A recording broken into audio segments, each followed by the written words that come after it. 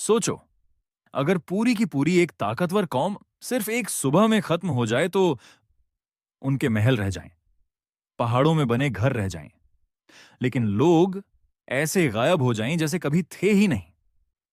Saudi अरब की धरती पर मौजूद मदीन सलेहा से जुड़ी ये कहानी आज भी लोगों को डराती है। बहुत पुराने समय की बात है। अरब की सरजमीन पर एक बेहद ताकतवर कौम रहती थी, कौम ए थमूद। ये लोग जिस इलाके में रहते थे वहां बड़े बड़े पहाड़ थे। उन्होंने उन पहाड़ों को काटकर शानदार घर बनाए थे। आज भी उन पत्थरों को देखकर लोग हैरान रह जाते हैं कि उस दौर में इतने मजबूत घर कैसे बनाए गए होंगे। उनके पास दौलत थी, ताकत थी, खेती बाड़ी थी, जानवर थे, और उन्हें अपनी ताकत पर बहुत घमंड था। लेकिन धीरे धीरे वो अल्लाह को भूल गए, मूर्तियों की पूजा करने लगे, जुल्म करने लगे, गरीबों को दबाने लगे। तब अल्लाह ने उनकी हिदायत के लिए प्रॉफिट सालेह अलैहिस्सलाम को भेजा। सालेह अलैहिस्सलाम उन्हीं की कौम से थे, इसलिए लोग उन्हें जानते थे। उन्होंने प्यार से समझाया, एक अल्लाह की इबादत करो, गुनाह छोड़ दो, वरना अजाब आएगा।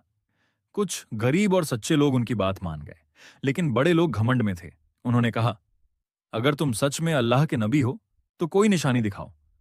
रिवायतों में आता है कि उन्होंने एक बहुत मुश्किल शर्त रखी। उन्होंने कहा कि अगर इस पहाड़ से जिंदा ऊंटनी निकल आए तभी हम मानेंगे। फिर अल्लाह के हुक्म से वही हुआ जो इंसानी सोच से बाहर था। पहाड़ फटा और उसमें से एक बड़ी ऊंटनी निकली। ये सिर्फ जानवर नहीं थी, ये अल्लाह की निशानी थी। प्रॉफिट सालेह अलैहिस्सलाम ने कहा, इस ऊंटनी को नुकसान मत पहुंचाना, यह अल्लाह की अमानत है।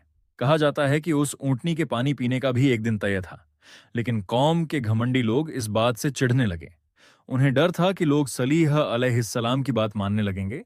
फिर उन्होंने एक भयानक फैसला किया। कौम के कुछ लोगों ने मिलकर उस ऊंटनी को मार डाला। जब यह खबर प्रॉफिट सालेह अलैहिस्सलाम तक पहुंची तो उन्होंने बहुत दुख के साथ कहा, अब अपने घरों में सिर्फ 3 दिन रह लो, उसके बाद अजाब आएगा। रिवायतों में आता है कि पहले दिन उनके चेहरे पीले पड़ गए, दूसरे दिन लाल हो गए, तीसरे दिन काले पड़ गए। लोग डर गए। उन्हें समझ आने लगा कि सालेह अलैहिस्सलाम सच कह रहे थे, लेकिन अब बहुत देर हो चुकी थी। फिर चौथे दिन सुबह आसमान से एक जोरदार चीख आई, जमीन भयानक तरीके से कांपी और पूरी कौम खत्म हो गई। कुरान में भी थामूद की कौम का जिक्र आता है कि उन पर भयानक आवाज और झलझले का अजाब आया था। जो लोग ईमान लाए थे और प्रॉफिट सलीह अलैहिस्सलाम के साथ थे वो बच गए, बाकी सब वहीं खत्म हो गए। आज सऊदी अरब के अलुला इलाके के पास मदीन सलेहा नाम की जगह मौजूद है। वहां पहाड़ों में कटे हुए पुराने मकबरे और निशान आज भी देखे जा सकते हैं। लोग दूर दूर से उन्हें देखने आते हैं। लेकिन एक जरूरी बात समझना भी जरूरी है।